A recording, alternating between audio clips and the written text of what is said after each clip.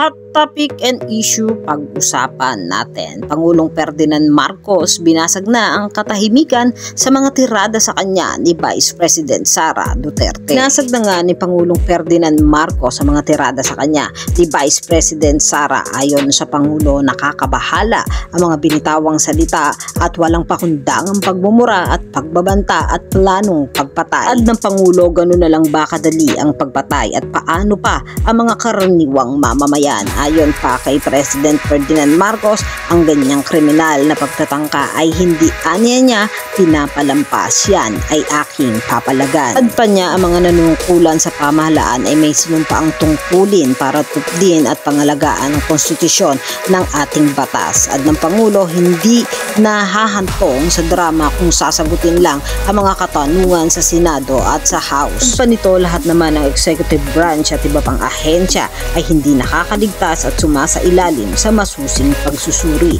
Saad ng Pangulo, igalang natin ang proseso at tupdin ang batas at alalahanin ng mga mandato na ipinagkatiwala ng milyong-milyong Pilipino. Hinikayat din ng Pangulo na magtrabaho sa ikauunlad ng Republika ng Pilipinas para matamo ang bagong Pilipinas. Hangad din ng Pangulo na matuldukan na sa paraang matiwasay at katotohanan. Yan ang mga hot topic and issue dito lamang sa Tambalang JK.